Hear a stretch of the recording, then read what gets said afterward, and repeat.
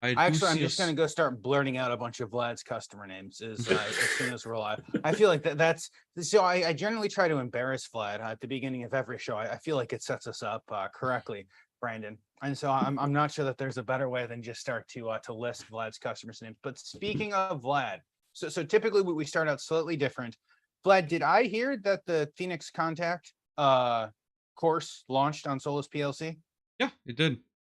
Oh, thank goodness. So I have only been harassing Vlad about this for, I don't know, 7 months. No, it's July. It's been like closer to 10 months. So Vlad has been doing a bunch of work on PLC Next, and at the end of last year put out like a mini course that people loved, and they're like, Vlad, please give us a big course. And so Vlad just took 7 months. And but it is finally launched.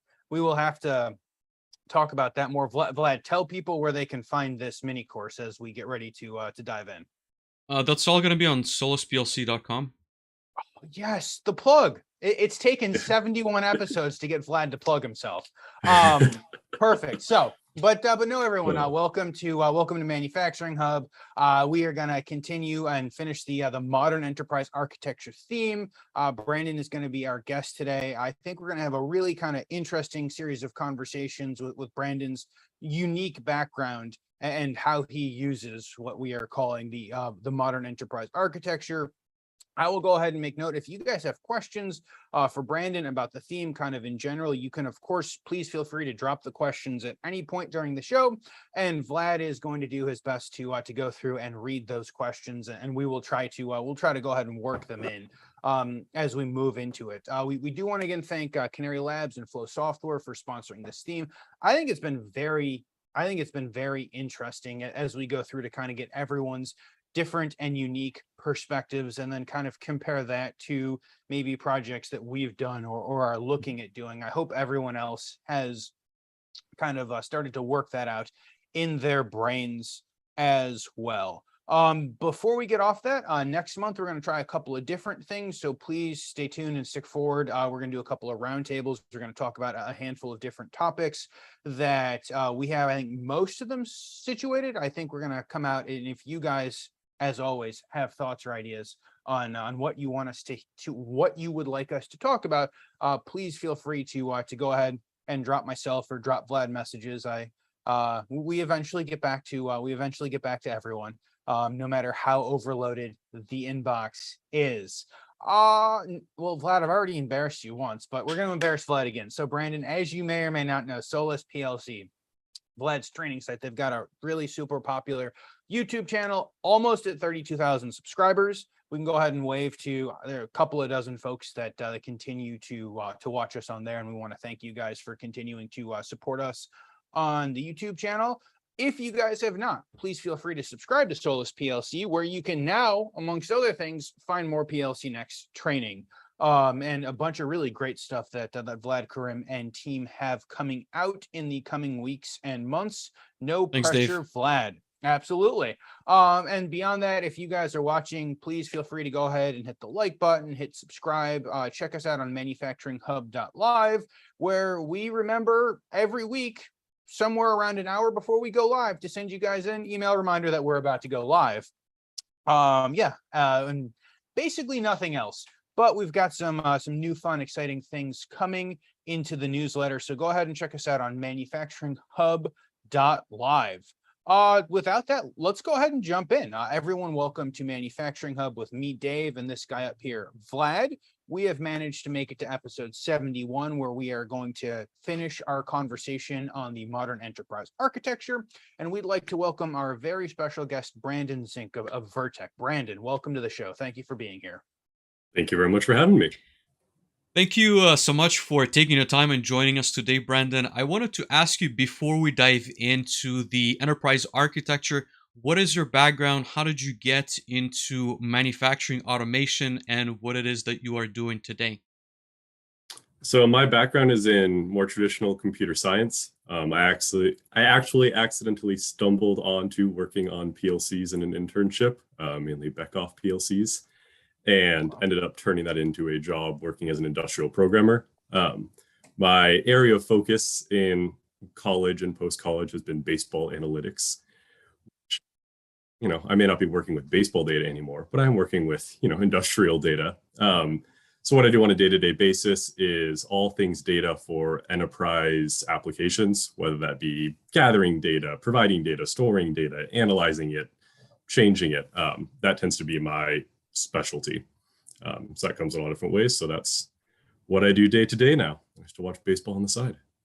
And I think So, that's extremely interesting. Dave, I guess you want to jump in? Vlad, I was going to Make a go ahead comment. and make a baseball comment because Hmm. this is probably the only time on the show a baseball analytics comment will be appropriate in the history of the show. And I know that if I don't jump in and have the side conversation with Brandon, it will be gone forever. So Brandon talking about baseball analytics. So an exceptionally popular book turned into movie, Moneyball, that came out that kind of spurned most of what I think of as modern day kind of baseball analytics and what the Oakland Mhm. A's we're doing. I think that it's a very similar time in industrial and in manufacturing where we in theory have all of this data, but so many of the decisions that we make are so kind of that gut feeling. The old scout sitting in a room looking at a chalkboard saying, we like this guy, we don't like this guy, let's go pay this person, I don't know, $500 million because we like them. And they hit a bunch of home runs 2 years ago. So we think that they're worth, $500 million. So I think that it's a very similar time Mhm. to the industrial and the manufacturing data and what we can possibly do with that to what we saw in baseball 30 years ago. Have you also kind of, I guess, as you think of manufacturing data and what happened during the Moneyball through now, through the sabermetrics and beyond eras of baseball, do you see kind of similar parallelisms? Yeah, for sure. So I think baseball's kind of gone, again, through the lens of baseball. It's gone through two transformations. The original was the Moneyball one you were talking about, where all this data has existed for a long time, right? We have all this industrial data. It's not new to be storing and collecting that data and providing it. Mm-hmm. It's finding the right ways to take that data and make decisions off of it. So what values are we looking at? How are we trending or using or analyzing or comparing data? But then the second step of that is, what data do we not have yet? Mm-hmm. Right? What do we need to find? In baseball, that's measuring the spin of a ball as it flies through the air, and new technologies allow us to measure that. In manufacturing, that could go a whole number of different directions, but it's that next step of kind of finding, here's what we have, here's what we can do with it. What's going to be the next thing that's going to unlock more information or better decision making that we don't have today or can't even come up with today? And so part of that is, I think it's very analogous to baseball in finding that.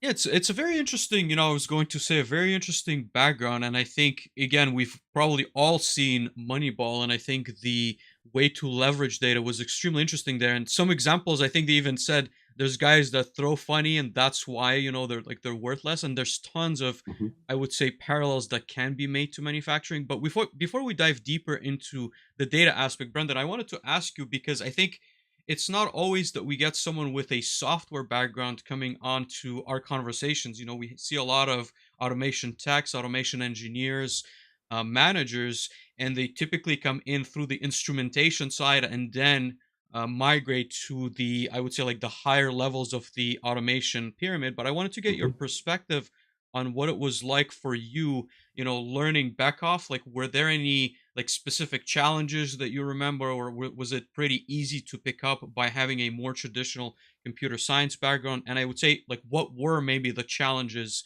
that made it a little bit difficult than traditional software? Yeah, so one of the biggest was ladder logic. Okay. Computer science is all, it's in the PLC term, is structured text.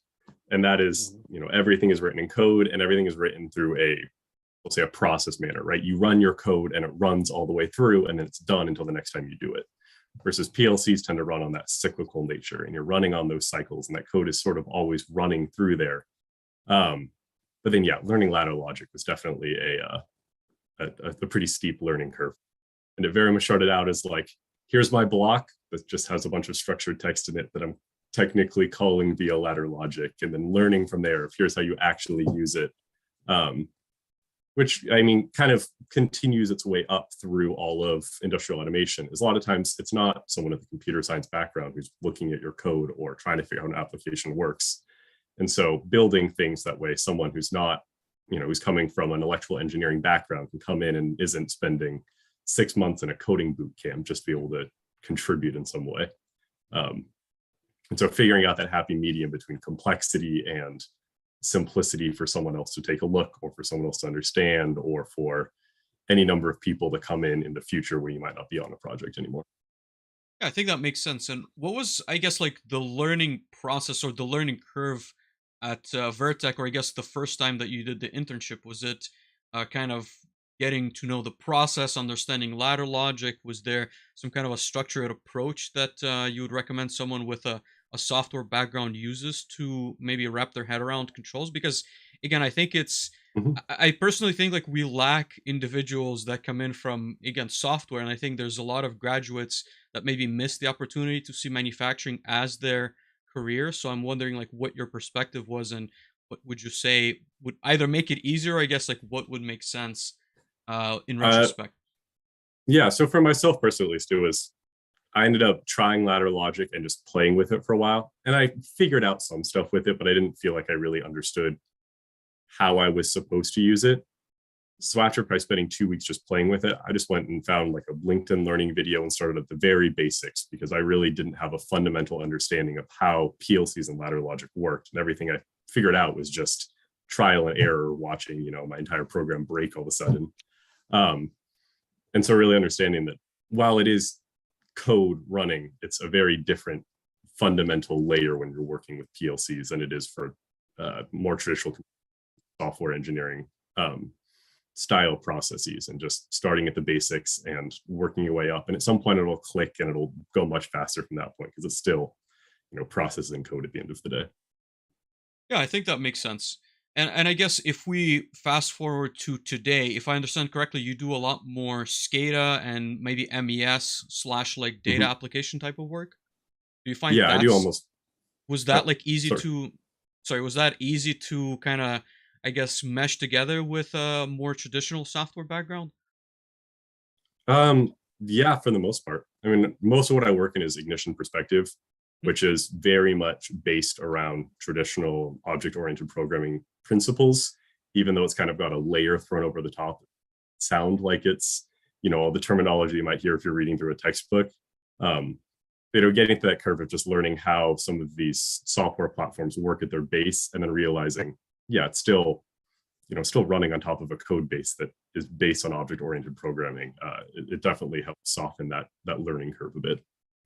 And I think it's really great, from the trajectory that you've mentioned, and I think even the conversations that me and Dave have had in the past, it's really good that you've taken the time to learn the instrumentation side, because I think Mhm. there's certainly a gap, at least in my mind or in the projects that I've been in, where there's a lot of people who understand maybe the lower level, how sensor data is being created, and then sort of become the experts on that side, and then funnel the data to someone who then tries to understand and make sense of it. And I think that's a huge component in what we're going to discuss today. But ultimately, having a good understanding of where the data is coming from, how it's generated, how it's being processed from the sensors, from the PLCs, from the field Mhm. devices, and passed down to SCADA and MES.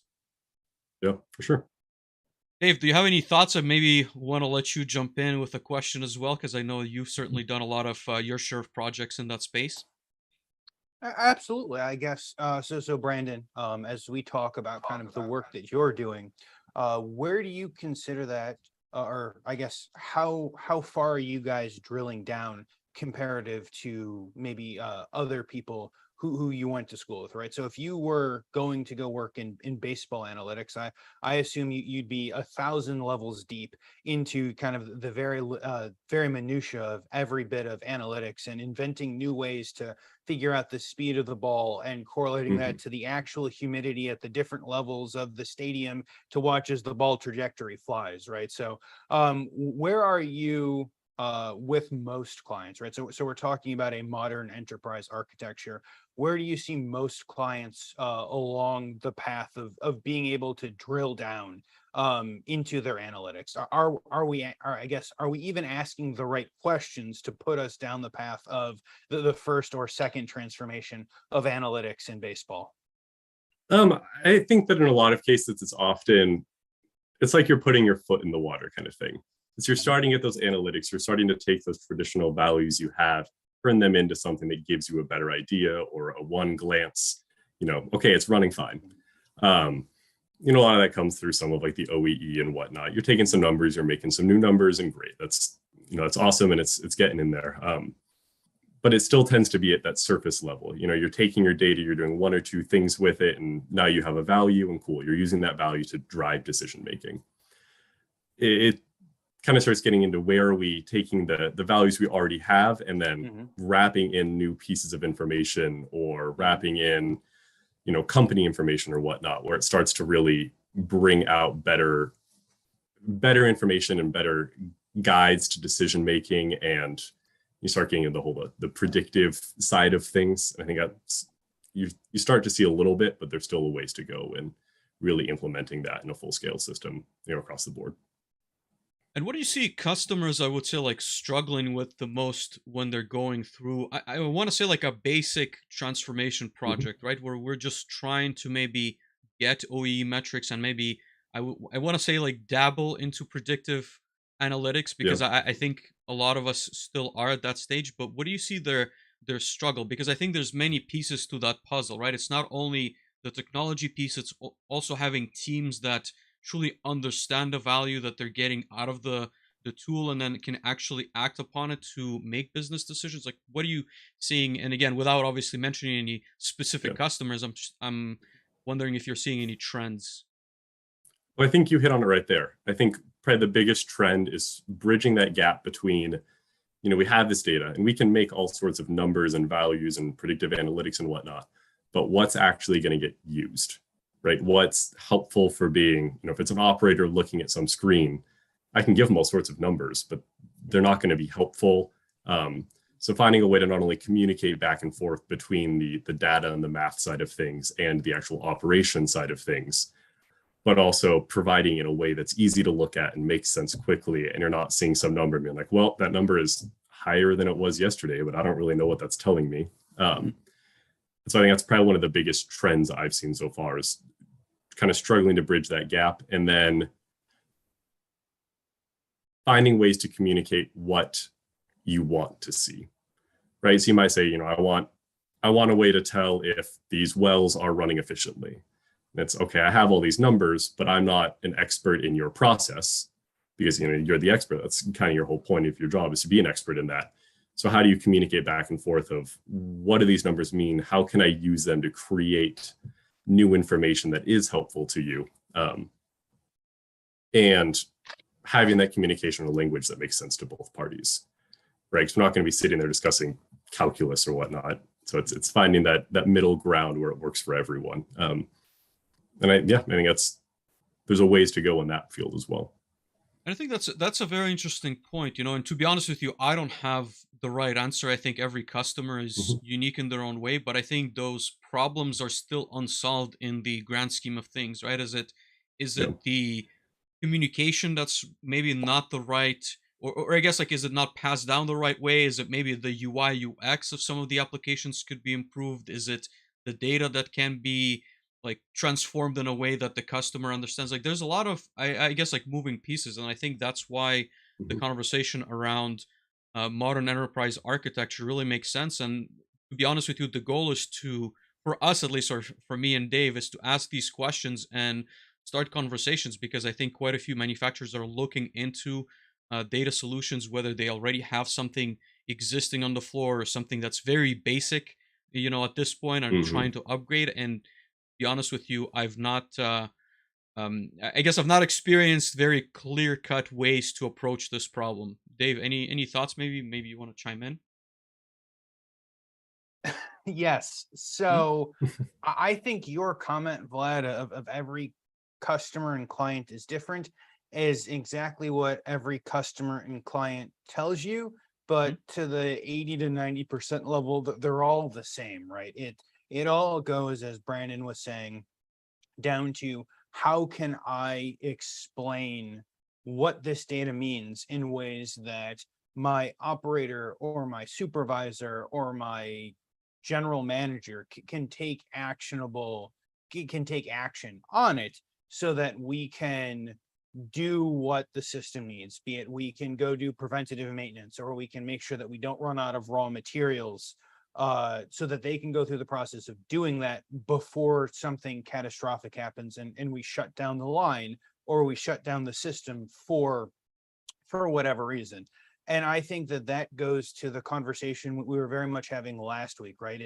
And I think the last few weeks, I think a lot of modern enterprise architecture, you have to take the psychology of the people that you're working with and maybe humanity into place. So I have told the story. I think I've told the story to Vlad. I don't know if I've told it on the show.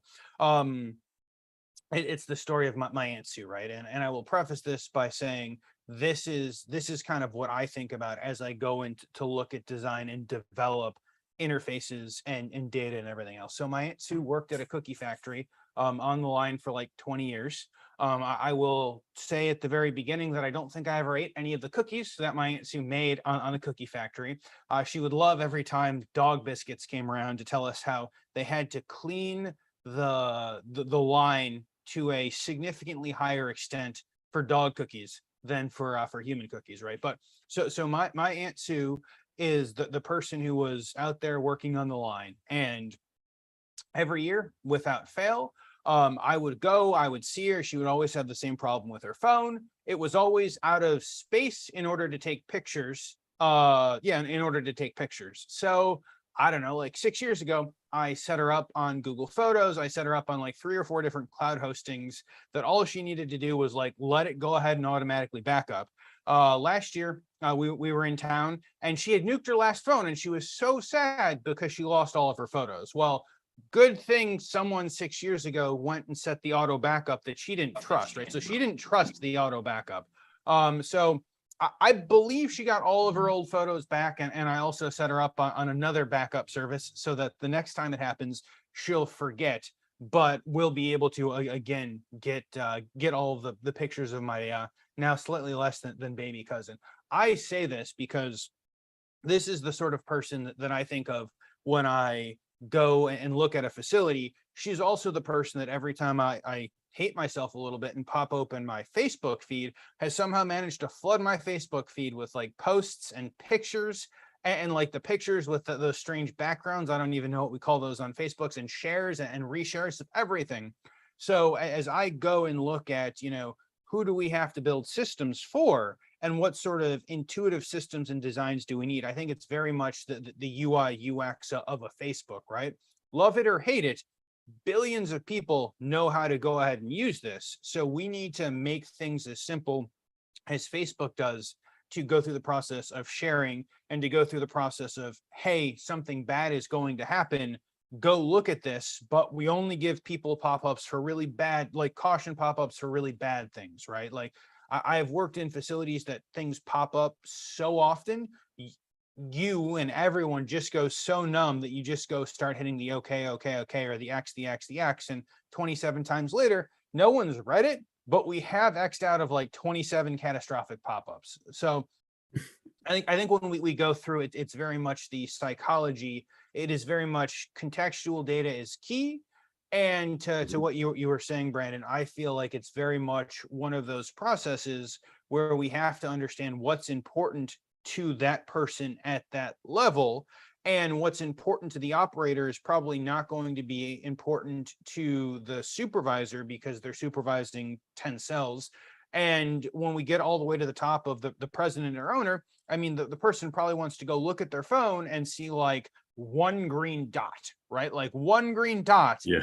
This facility is running. As long as this dot's green, that's all that matters. So I feel like it's very much, it's very much, I think, lots of controls engineers, lots of people who build control systems say, hey, we've collected all of this data. We can go ahead and give them everything, when at its core, less is more, right? And I'm not saying that we should go with green dots, because there are lots of reasons why colors are not the right thing.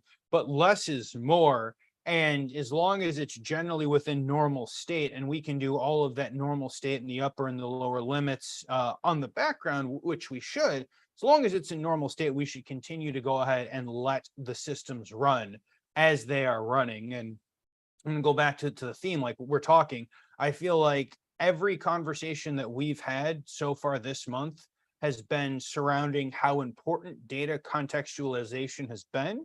And I think when we talked about IIoT last month, I think most of those conversations talked about how important data contextualization is.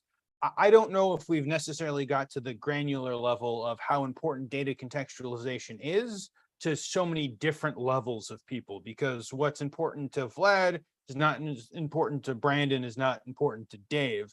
So I think that the next step is allowing super users or going in and building things that are contextually important to each of those very specific groups. Yeah, for sure. And part of that is, the people building the applications, or I guess myself, doing all the data analysis. I have my own scope of how I understand the project to be used, or how I understand the system to run and whatnot. I don't have all the information or know the day-to-day business of someone who's, all the way up from the president with the green dot down to an operator who wants to see only, a lot of details, but just for his line or whatnot. Yep. I don't know all of that. I do my best to get as much information as I can, and you run with that. But so it's definitely can be a challenge of, you deliver something that you think is awesome, and maybe for an operator it is, but then you have the plant supervisor like, well, this is useless to me. I'm like, well, I think it's pretty cool. I would say kind of to that point, Brandon, that is very much kind of the, I don't know, maybe like the problems or the pain points I see in so many of these large scale projects, right? So you can go bid out $2 million of MES work, and we're like, yeah, we need 5 screens for that and 1 screen for this, and we'll do like a big 65-inch TV, and everyone gets iPads, and when we go kind of add those things up, and we're like, yeah, well, we can do it for like $2 million. And so you go and you spend a year, and unless you are kind of out on the floor asking operators questions, or unless kind of that last, and to my earlier point of, we can be like within 15% of similar, right? I think a lot of that last 15% is the customization for the people who are actually going to use the machine. So I did a job a number of years ago, right? And it was very much kind of to what Brandon was saying is, hey, we built a screen. The HMI screen was the exact replication of what was there before. And at some point, one of the people that I was working with went and watched as the operator was kind of going through the screen to make sure that everything was working. And they punched like, I don't know, like 15 buttons, right? And so you go and you ask them, you're like, why are you punching so many buttons? And whoever built the initial system set it up so that they had to punch 15 buttons, right? The middle like 10 to 12 were all exactly the same, but they had to punch something like 15 buttons, and it took them like 10 minutes every time that they were going to do this. And we'll make the short story seem a lot cooler than it was. But like with 5 minutes of programming, you just kind of stack all of those buttons, a little bit of code in the background, and suddenly they can punch 2 buttons, and we can go ahead and load the machine. And that ended up allowing them to run an extra like 10 or 12% every day, because we were able to kind of stack all of those buttons into, I don't know, like 3 lines of script on the back end, and made them, I don't know, like $1 million a year, because they didn't have to buy another machine at the constraints. And that's just kind of one of those examples of, at some point when you're deploying things, someone kind of generally has to be there in order to ask those questions. And as we talk about what modern is, right? I think the ability to go ahead and put the right data contextualization in place for the specific groups, I think that that's going to be extremely important. And I think as we talk about looking at, different systems and how we can be generally system agnostic, I think having a system and having people who have the scripting and other abilities to go ahead and do that on the fly generally, like we're gonna step over like, I don't know, like 8 levels of sign off, and it's 5 hours of conversation because we're gonna make the story sound cool, like we did it in 5 minutes, right?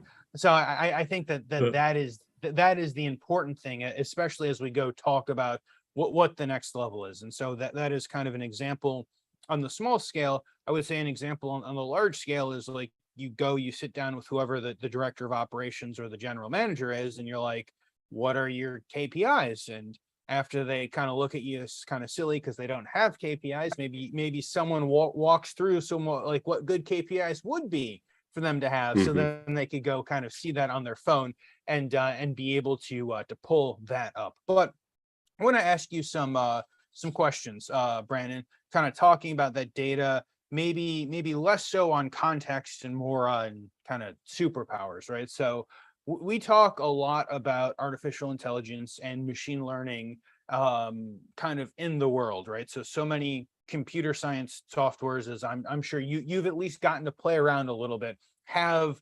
Skynet, if you will, built in at its very core. And we've certainly talked about that in the manufacturing sectors, and what we can do and how we can potentially leverage that. Some of us think it's very close. Some of us think it's a little bit further off because of all the less than glamorous data cleaning that will need to happen to get there. Have you seen kind of any of that being leveraged? Obviously, without talking about specific customers, have you seen that being leveraged? Are you seeing that being talked about? What's your perspective on that? I don't know that personally I've really seen it leveraged very much. It's definitely something that gets thrown around on the cusp of a project a little bit, and it might get brought up, and people might play around with it a little bit. And it kind of gets to that hard point, though, especially when you get to just from the math and analysis side of things into machine learning and artificial intelligence. It almost becomes a little bit of a black box to a lot of people, right? It stops going from, I can see how this data is going to there, to there, to there. And all of a sudden it's like, well, I have a number, or I have a trend, or you have something at the end. Yep. I think that's a hard bridge to get over without, teaching everyone how artificial intelligence works or how machine learning is actually getting applied. I think it's always going to be a sticking point, is that not only do people want information to help them make decisions, they want information they understand where it's coming from. Yeah. And if that arrow is pointing down, why is it pointing down? I want to be able to fix something to make that arrow point up. And so I think that'll continue to be a difficult gap to get over. Those are kind of buzzwords around technology as a whole, and you start seeing them pop up a little bit in the more of the automation industry. But I think it's still a ways to go before you're seeing people really incorporate them into larger scale applications and understand what they're getting out of it at the end. Because there is a lot of power behind it, but it's not as straightforward as a lot of other stuff. And even as someone who has a fair bit of experience with it, there's still times where I look at something, I'm like, I have no idea what's happening right now. Let me ask you the next 3 hours digging through all the data and figuring it out.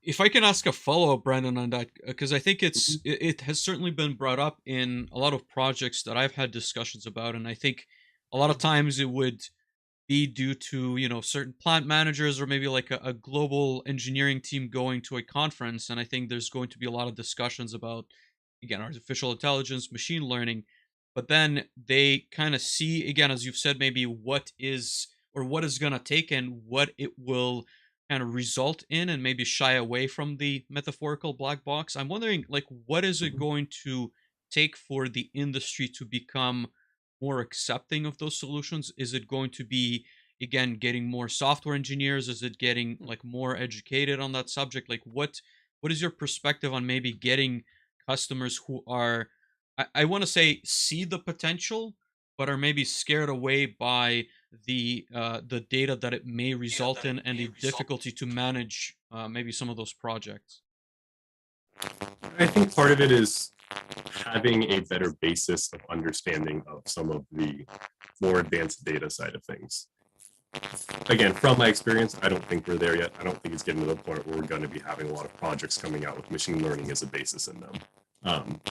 Because there's still that layer in between of having people understand the advanced metric side of stuff, and having that become a standard part of applications and getting used to it. And I'm taking my data and I'm making decisions off of that data, and then slowly transitioning kind of up that food chain from, I'm getting numbers, and now I'm predicting things, and now I'm prescribing solutions for those predictions and stuff. And there'll be a slow transformation up that chain. And I think part of that is just time and continuing to push little advancements increment by increment, as opposed to, trying to find a project and push some kind of machine learning into the middle of it. It's like, well, now I have a project with machine learning. Yeah, I think it's a really good point, Brandon. We are getting a little bit of static, maybe on your side. You mind double checking your microphone while I let maybe Dave jump in on that thought as well, since he asked the original question. Absolutely. So I would agree with that, and I think that it's an interesting concept, Brandon. I guess kind of at the core, do you think people need to know how an algorithm works, or right? Do you think people need to know what rules are that the machine learning is running in order to go through and kind of spit out answers? Is it important to know kind of each of the granular steps, or at some point do you think that there needs to be trust, that we trust that the data and we trust that the people who have kind of put this together are correct, and we need to kind of go walk down the path to test it in real life?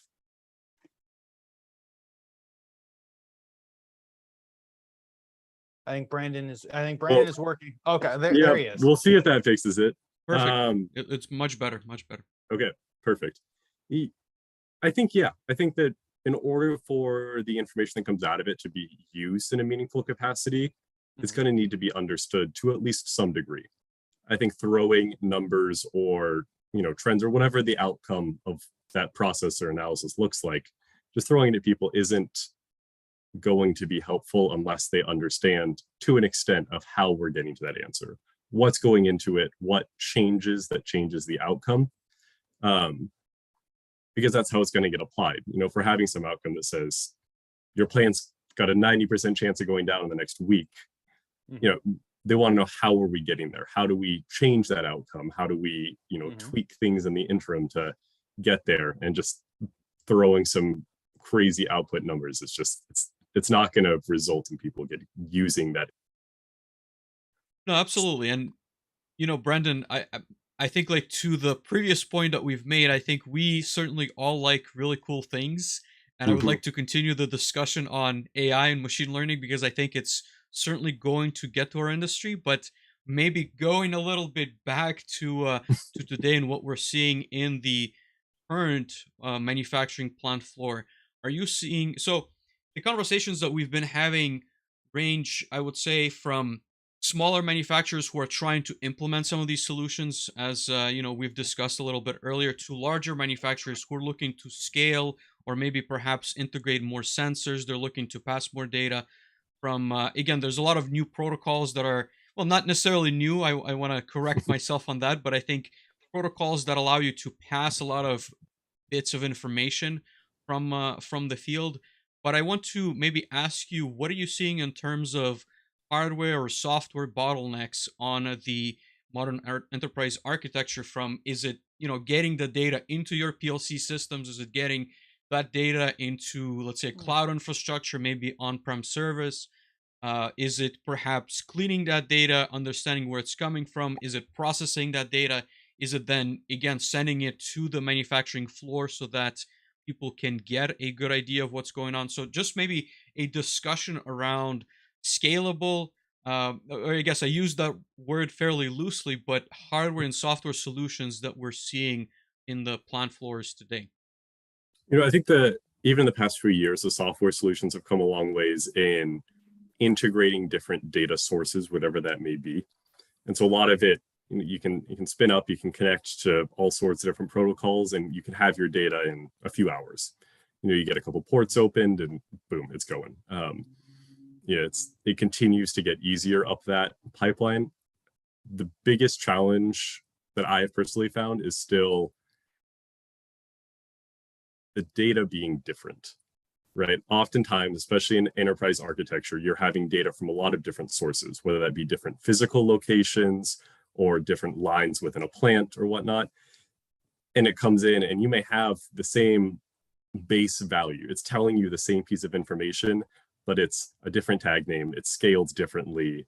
It might, one's a string and one's a float for whatever reason, or one's got an X at the end of it. Or there's all sorts of things where it's coming in and it's weird when you get to the enterprise level, and it's often non-standardized. And it kind of goes two directions of, do you tackle the standardization at often the PLC level, which means oftentimes you're updating hundreds of PLCs to make sure all their tags are exactly the same and are scaled exactly the same and are the same data type?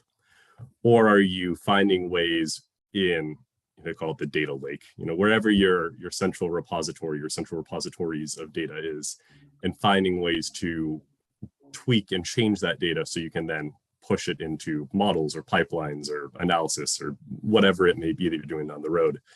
Because it's going to be pretty much impossible to create scalable models if you have to create a separate one for each little difference in the data. And sometimes you'll work on a project and that data comes in and it's clean and perfect, and my day is made. I get to spend the next 10 hours just coding away at it, and sometimes I get it and it's a smorgasbord, and one's a Excel's workbook that gets exported once a day, and one's a live data stream but it only updates once every 20 minutes or once every 4 seconds. And so finding ways to bridge that gap. And actually Canary, who sponsors this, has come a long ways in allowing between their different platforms within Canary. So they have the different modules in there of altering your data and scaling it and doing calculations off of it and creating those models and pipelines from very different sources, which I've used a lot in my work. And I think is finding ways to do that is a better solution than the updating a few hundred PLCs. And I would say that's a very good comment. Again, I don't know if there is a solution, or I guess I don't know if there's a train of thought in manufacturing to kind of converge to a single good solution. Even I would say on the standardization side, but also on the protocol side, I think there's a lot of not necessarily disagreements, but I guess differences of views between a lot of people of what the best protocol to use is. And there's certainly a lot of different protocols that can be used, in my opinion, to do the exact same thing.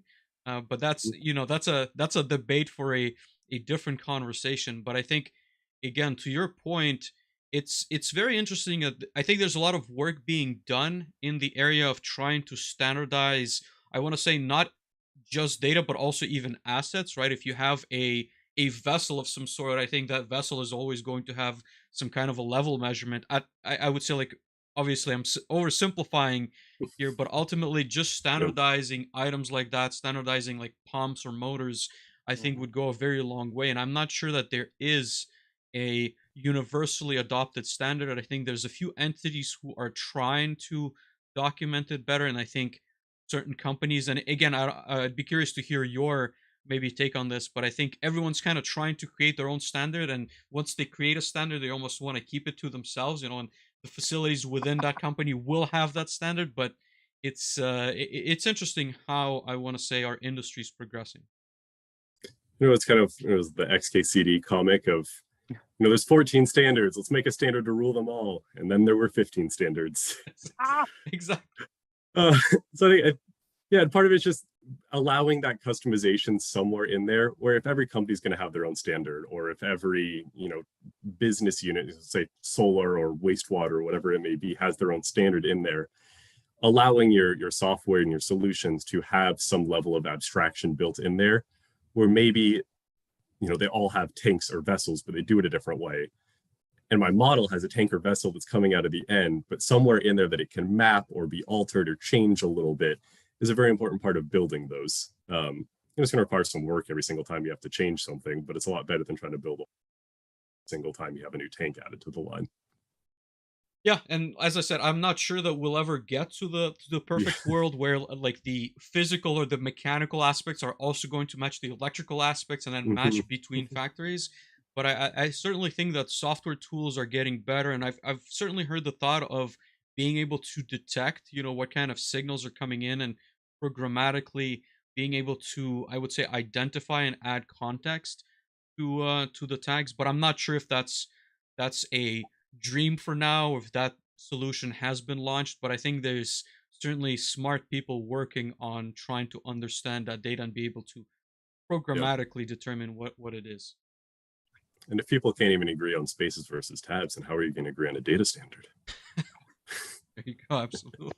And on that note, before we devolve into like absolute insanity here on the show, and we watch Vlad's brain melt out of his eye sockets, we have some people to thank.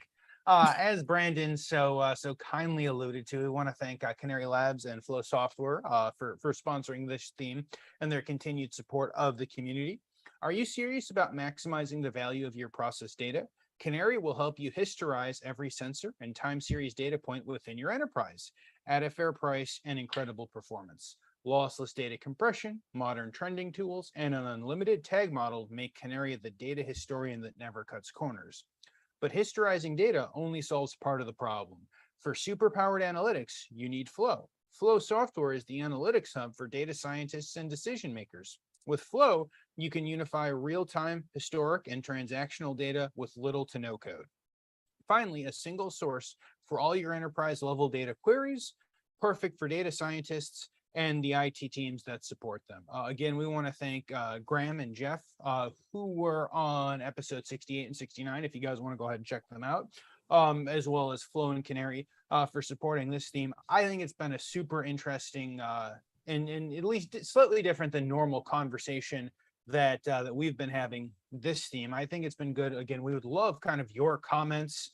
We've had a bunch of good support and comments from the community, but to kind of get your thoughts on the modern enterprise architecture. Have we hit it correctly? Should the modern enterprise architecture include, should it not matter the name of the software that you're using, and should it be scalable? As we've talked about, should it be easy to contextualize the data? Or is there only one correct technology stack out there? We want to hear, well, maybe not necessarily with Brandon, but we absolutely want to hear kind of everyone's thoughts when it comes to that. Please do not hate Brandon for asking that question. Remember, if you don't like that question, it's all Vlad's fault. But no, so I think it's interesting. And it's interesting kind of the path that we've been going down. So Brandon, you mentioned that you do most of your work on the Ignition platform. I know that you've only been working in industry for a small number of years. Have you had the chance to go work on some other technology platforms that maybe aren't as open or as scalable, to use a bunch of those words, as Ignition? And if you are, we don't have to say that we love them or hate them or what they were, but I'd love to kind of get your thoughts with your computer science background on how an Ignition perspective that is open and kind of built for UX UI designers and computer science folks compares to some of the other platforms. So I've not dealt much with other platforms other than essentially taking applications that are on other platforms and turning them into Ignition applications. Okay. And even that, I don't do a ton of UX UI. I do enough to make some projects happen or to, build a few screens to display data, but my role tends to be in the background. Just from Ignition itself, I think that Ignition is excellent at allowing you to do anything, right? The way they have it set up is I have very rarely run into something that I couldn't figure out a way to make happen in some way or another. They give you a lot of tools, and it's a pretty steep learning curve to get to the point where you're using all those tools. I think the shortcoming is that sometimes it's not the best way to do them, right? It's built on Python essentially, so Java, Python, which is stripping away some of those tools. There's some shortcomings, and it's a very powerful engine. It's one I've enjoyed working with. There's definitely times where I'm sitting there being like, I could do this in 5 minutes. Or something and it'd be done with, but instead I'm writing this long script from scratch, and I probably have some loops that aren't very efficient or something. And you just start to introduce little things when you have to custom build everything. No, I think that that's very valid, right? So one thing that I've learned of platforms, especially in the industrial space here, is that platforms are great in the fact that you can build anything. But the detractor is you can build anything, and I don't know, like I know myself and at least a number of other people who watch the show have built anything. And then at some point you just have this technology stack that exists only in your facility, and you've got thousands of custom scripts. And Mhm. the question becomes why. As Jeff and I talked about in the first episode, episode 68 of this, when he and I were talking at the beginning of the year, which set up this episode, it was very much kind of that talking of just because you can doesn't mean you should. And he gave an example on Canary, right? So someone wanted to kind of build in generally kind of like feedback loops to pull in historical data and kind of push it into kind of real time MES or OEE numbers, kind of something along that. And he's like, we can absolutely do this, but I see where you're going to want to go. And by doing this on this platform, you're going to hurt yourself and have to go ahead and rebuild it. So I would say that that is probably one of the hardest life lessons that I've seen many people kind of forced to learn, of the just Mhm. because we can build everything on this doesn't mean we should build everything. Yep. Let's go ask Vlad for his thoughts, because if nothing else, Vlad is the person who's like, I can build this on whatever I want, and I'm going to continue to build this because I've built it and now it's mine forever. What are your thoughts on that, Vlad? I mean, I would agree that it is a dangerous thing to do, and I've certainly gone down that path with I want to say customers wanted to build something. I'll give like one example, right? On Factory Talk View Machine Edition, they wanted Yeah. to build a very intricate um, process like management slash maybe batch management Oh, system, Vlad. and it can certainly be done, right? Like there's no I don't think there's like there's necessarily a limit to what is possible, but it creates a lot of very interesting things because of the limitations of the software. And I've certainly, don't claim to be an expert in Ignition. I would assume that there's a lot of things that you can do, as Brendan said, and I think Mhm. it's a fine balance having the right conversation to maybe educate the customers who are trying to do strange things, because again, there's fairly defined modules of what can be done, and certainly a lot outside can be done, but there's a limit, Mhm. I think, to what you should be doing. And I think we had an interesting example, Dave. I don't remember the very specific like use case, but I think Francisco, who spoke to us a number of months ago, had built a almost like an employee management system on Yeah. Ignition, Mhm. where I Mhm. think like it couldn't, it's not just like the time that it tracked, but it also tracked like projects, what they Mhm. worked on. So I think you can certainly become creative, but obviously he did that kind of on his dime. But I wouldn't Oh, necessarily. Vlad, like the fact that it tracks like all of the company's kind of everything, that's only the beginning. What I don't think he showed you is the fact that they've got IP cameras that kind of are the security cameras for the facility, which are really good for customer demos. And then the really funny thing, Vlad, is when he goes and toggles on and off light switches while people are trying to while people are trying to do work. I have to assume that all of his employees know when the light switch goes on and off. Francisco is just in the process of doing a customer demo. I've gotten a laugh every time he's done it. I've gotten a laugh every time he's done it. Perhaps the next time we get him on, we can have him turn on and off lights from halfway across the world. But no, I think there are a number of companies who have done it. Again, it's a very powerful platform.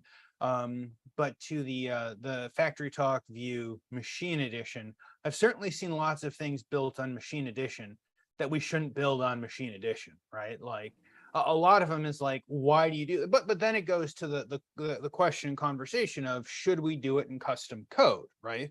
And to some extent, you could have a programmer like Brandon who could go kind of rip out, I don't know, 10 lines of code and go do the thing that you want it to do. But then you have the additional technical debt of someone has to know how to use this and how to support it, and how do we go through the process of integrating it in whatever the system is. So like you can go all the way down there. I would almost say it's better to build it onto a platform or onto the software that currently exists, because there's a higher probability of a chance that someone who does that. Like if you build custom code, you're basically paying the person who built the custom code for the rest of the time you use it to go ahead and support it. And every time it breaks, it's going to cost you however many hundreds of dollars an hour or thousands of dollars is the minimum for the service call to come out because you decided to build it. So I guess let's go ahead and ask that question, Brandon. As we talk about, the modern enterprise architecture, your perspective is very different from Vlad and I, who are going to go argue with each other like a couple of crotchety old guys about the correct ways to use different programming softwares. Do you imagine, in the last couple of years of your experience, that there's going to be a platform that people build on? Do you imagine that the industrial is going to go, we're going to have a bunch of custom scripts that are pulled into a platform or pulled into, databases, and we're going to go kind of pull and populate data and code that way? What do you imagine that looks like?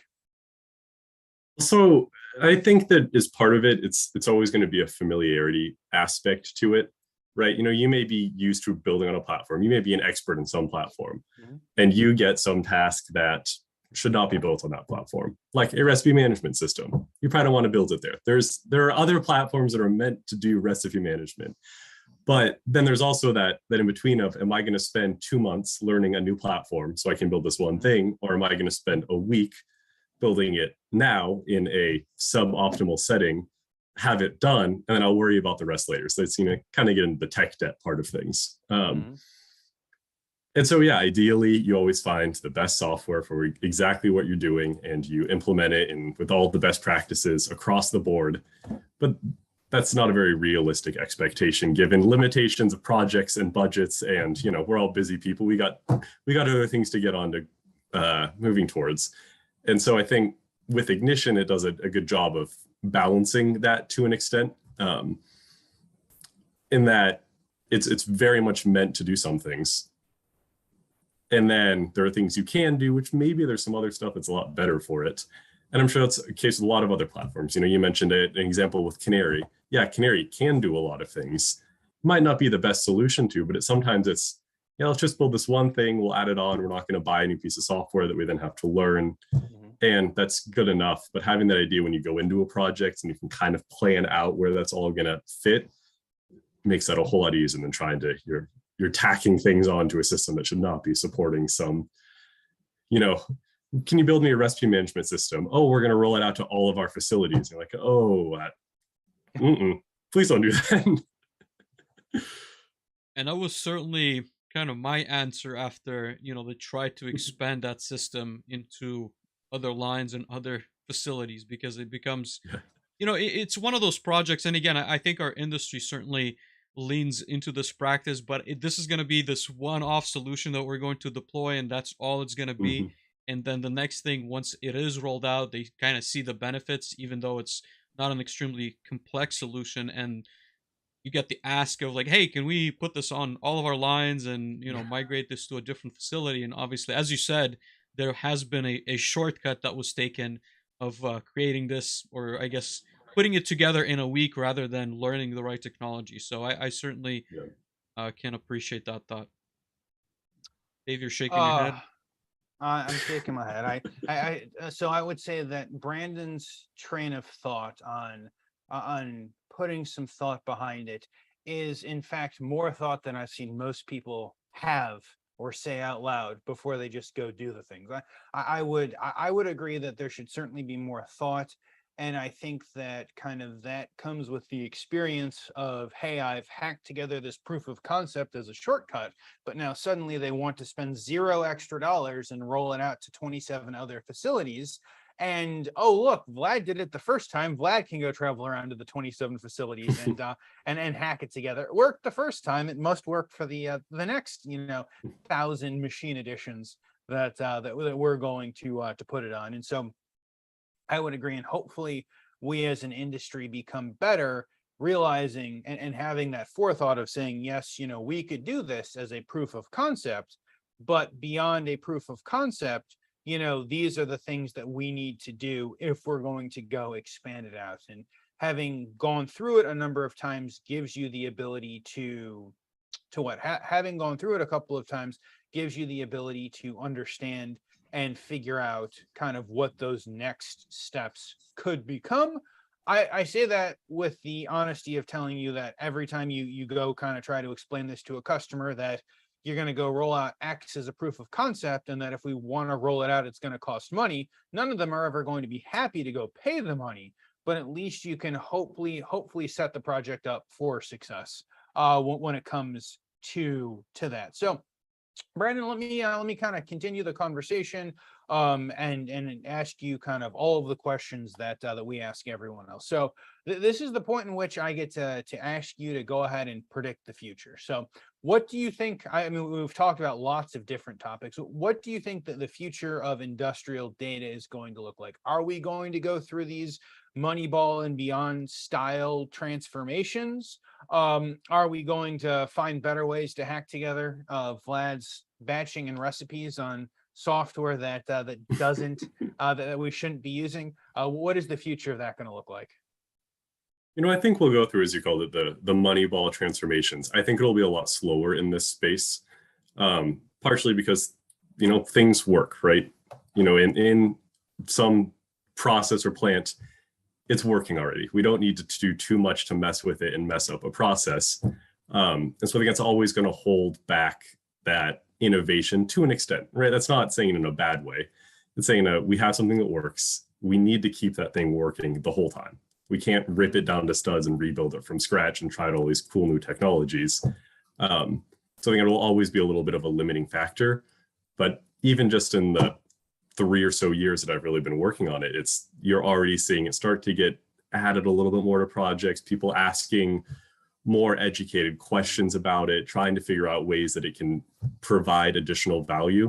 And so I think we'll continue to see that. If it ever gets to the point where every project has machine learning built in as a part of it, unlikely, or maybe at least enough before the time I'm retired. But I think we'll get there step by step. And I think you'll start to see some really cool projects come out where if there's some really cool analysis or data or math that goes into the back end of it that can do some really cool things and provide good value. And that's a really interesting perspective. I've not really thought about this in depth, but there's certainly industries that are, I would say, like more advanced than others and have, I would say, better tech, and I want to say also better business margins so that they can experiment with these technologies. And perhaps it's possible that there's already, at least I've not seen it personally, but perhaps there are solutions that are quite a bit more advanced than than what I've seen in food and beverage, especially because of I want to say how secretive / intellectually protected are manufacturing companies, right? So behind closed doors, it's possible that there's quite a bit more tech than what we see. And I think to your point also, it's going to be interesting to see how quickly it will proliferate outside of I want to say, like, I want to see how long it's going to take before that IP leaks out to other manufacturers, so to speak. That's a very interesting point. You can only take a few cases of something really working well before everyone's trying to copy it, but you got to get those cases where it works well and people know about it. Yep. Absolutely. And I would say kind of to that point, Brandon, I don't think that there is like we don't have a World Series of manufacturing to win, right? Like one really rich person can't take a bit of a gamble, go win a World Series, and now everyone else is trying to copy them.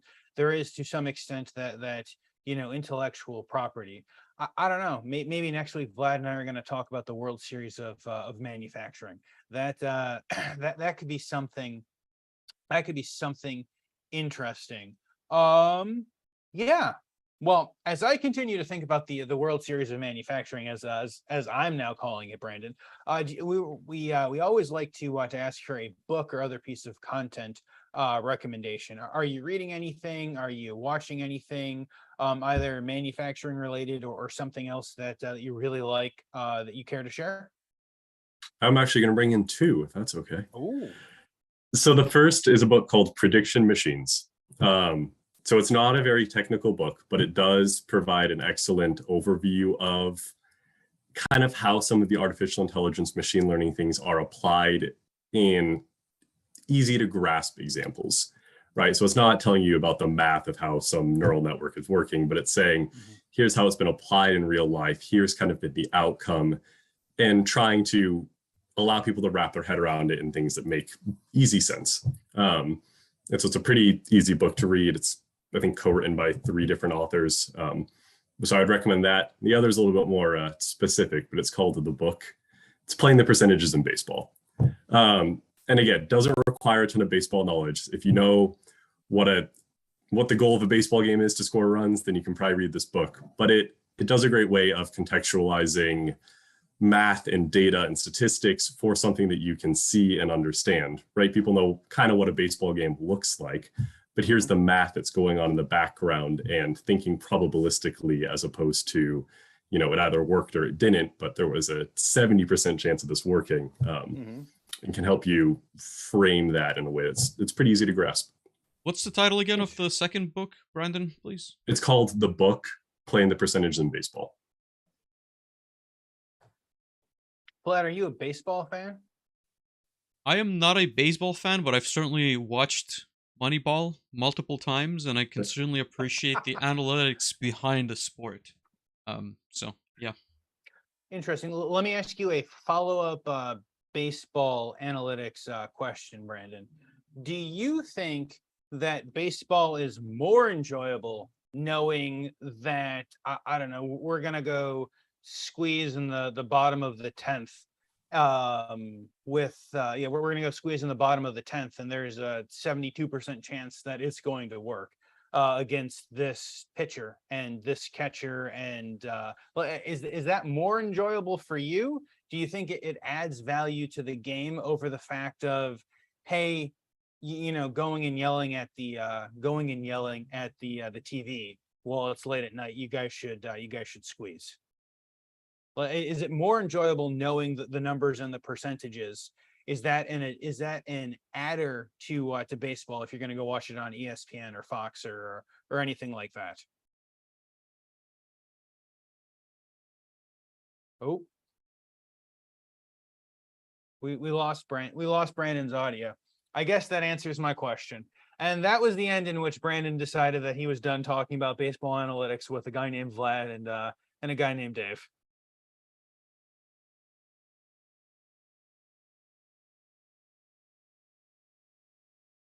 Oh, let's see if Brandon makes it back. But I guess as we're waiting for Brandon to get back, I've always found it interesting, right?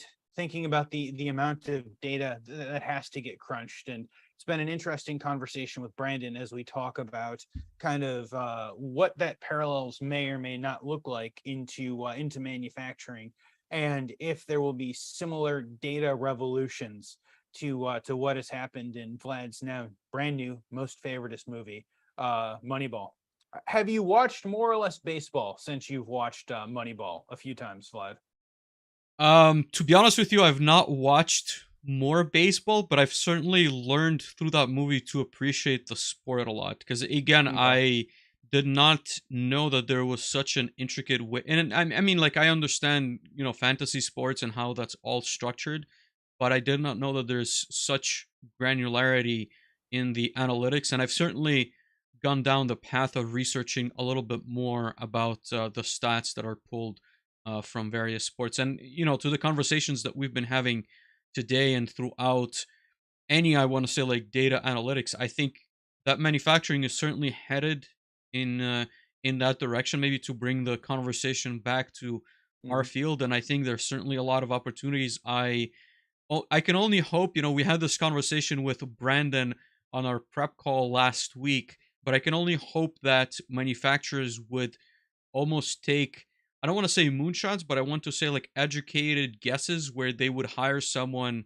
like Brandon to kind of decipher data and kind of look for new opportunities, because I think we are certainly, at least in my experience, very careful in the initiatives that we roll out. And I think that experimentation will allow us to kind of better figure out what is possible. And I've certainly have a lot of ideas. Me and you, Dave, have talked about this many times, and I think even on the shows we've kind of tossed in a few thoughts of how can we improve manufacturing operations. But I think it'd be interesting to see what could work. Agreed. I would agree with that. It looks like we are we are getting Brandon back. As Brandon is connecting to audio, we will ask everyone to go ahead and drop their favorite baseball team in the comments, and then we'll see if Vlad knows where the baseball teams are from, which is always one of my most favorite things to do with Beth. She goes and she finds a shirt or something, and she likes the logo, or it's a really good deal on a Nike something or other, and so she goes and picks it up. And so we always play the game on where is this team from and what's the sports league. So maybe at the beginning of next week's episode, we'll force Vlad to guess where the baseball teams are from. And it looks like we are getting Brandon back. What are your thoughts on that, Vlad?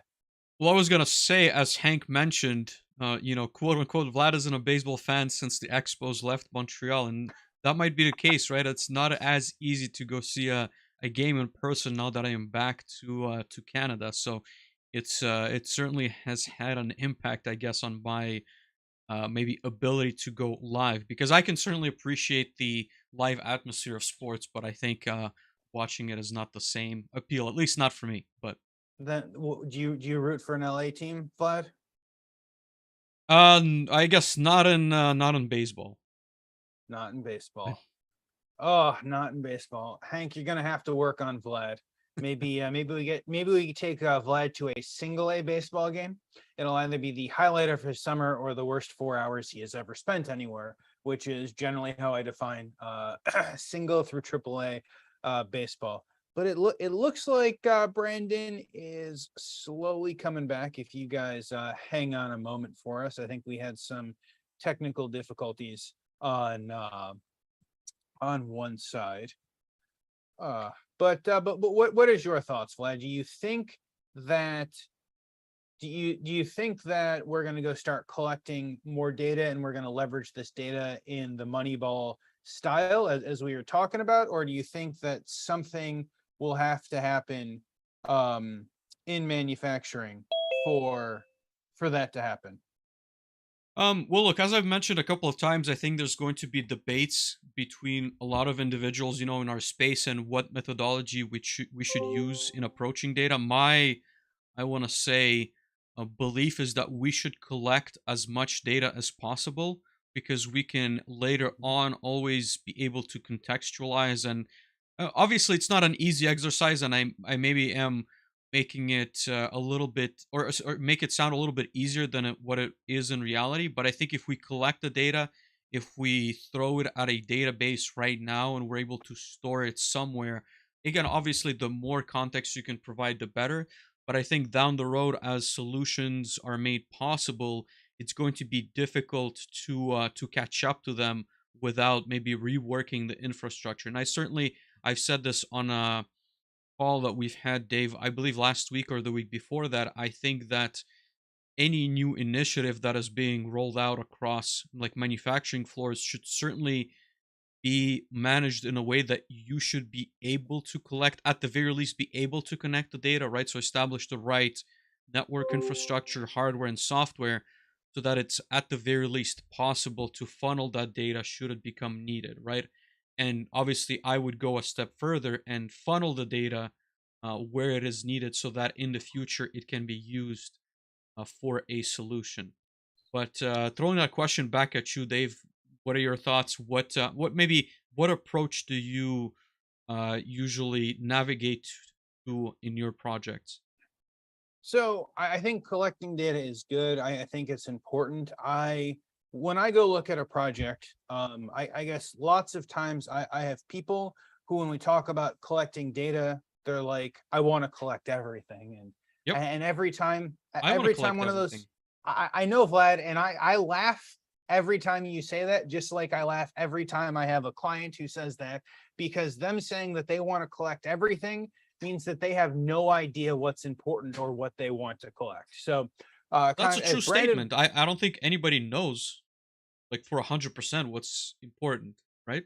Vlad, I would be happy if like people knew like 75% of what they want to collect and why they want to collect. So generally, I have lots of clients who say we want to collect everything. And most of the time, like we get 5 steps into a project and their data and what they think is important is a complete mess. And it's a mess because they don't know what's important, right?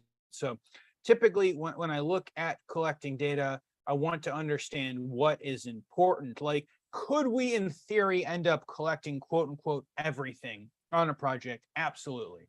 But before we just say, let's go pull every tag at 1/10 of a second and collect every bit of information we can get that and throw that into a time series database, I want to be able to have a good idea what it is that we want to collect, right? So Hmm. if there is some sort of MES that we are looking to go ahead and put together, or otherwise, like, we should be able to take a look at that. We briefly talked about KPIs. I've talked about KPIs a lot just in the course of my life. Like, generally speaking, we should know what a organization wants to do. They should have measurable KPIs that we can go ahead and trend and track, and at least some number of those should be leading, right? So they should be showing us what the future looks like, and we should go put those together or have a discussion as to what those look like, and then we can put together the correct data for that.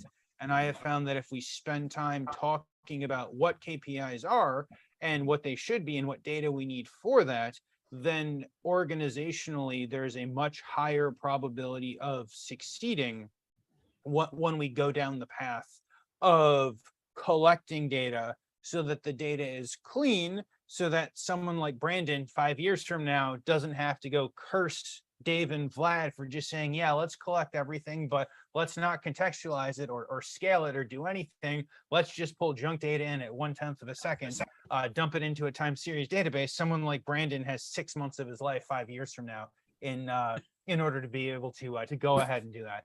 But welcome back, Brandon. I hope everyone was enjoying. Vlad and I were divulging into the form that we normally take at some point very late at night or some point very early in the morning, where we talk about this. But I want to ask you kind of the next question that we ask everyone, Brandon. Like, we love to hear career advice, and we have certainly talked to many groups who are looking to hire, right? They're looking to hire people that have a computer science degree and have somehow managed to trip into, this is what ladder logic is, and this is what programming is. So I guess I would love kind of two pieces of career advice from you.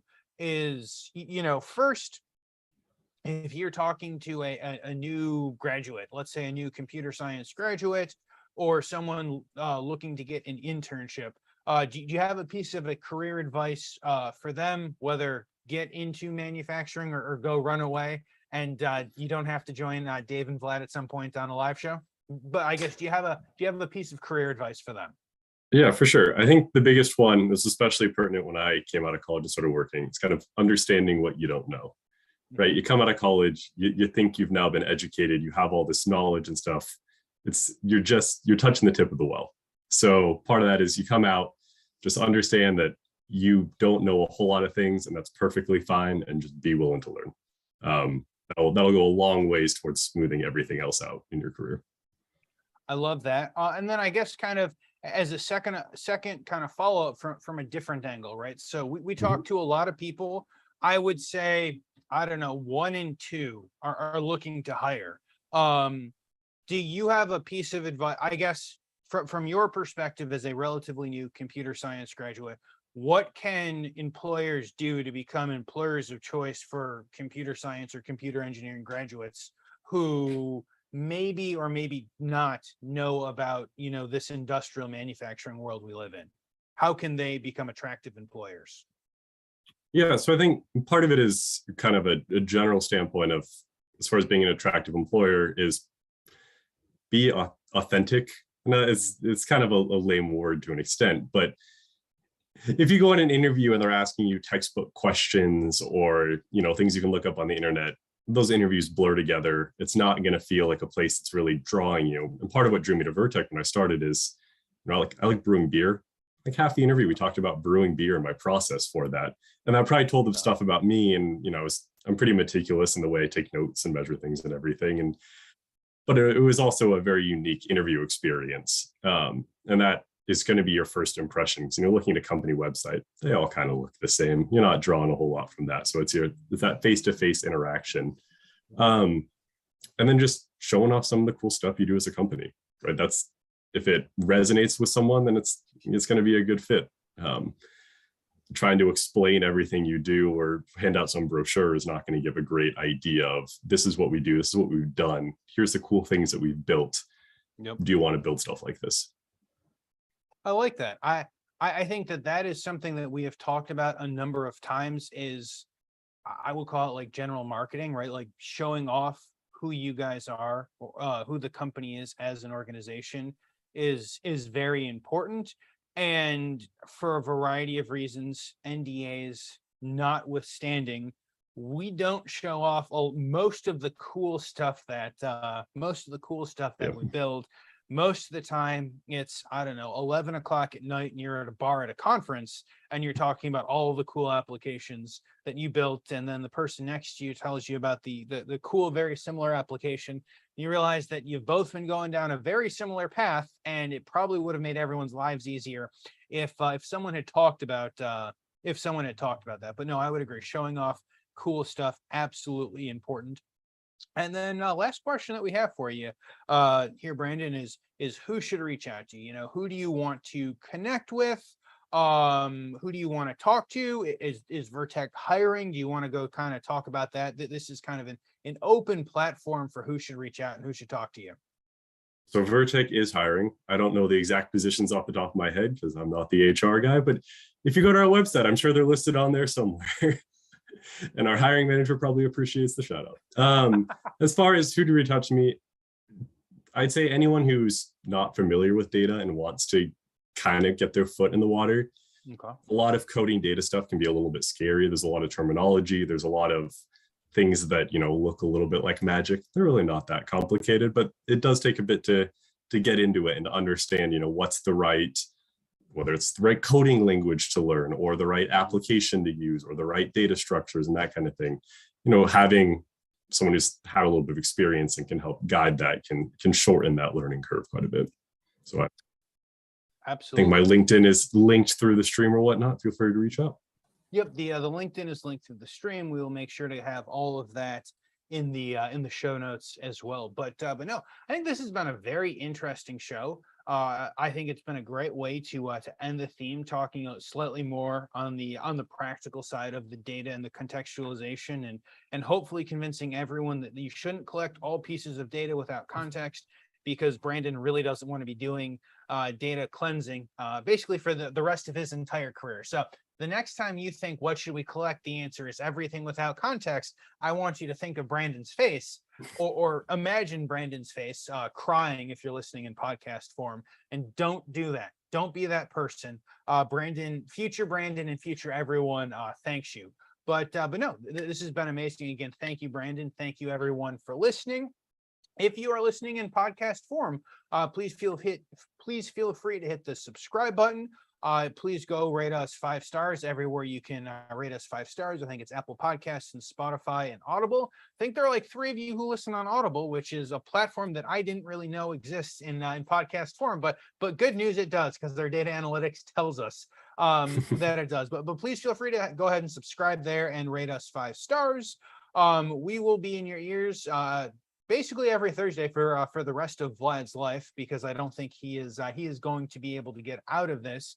If you want to learn more, please feel free to check out manufacturinghub.live, where we've got all of the guest profiles, all of the videos, all of the audio formats.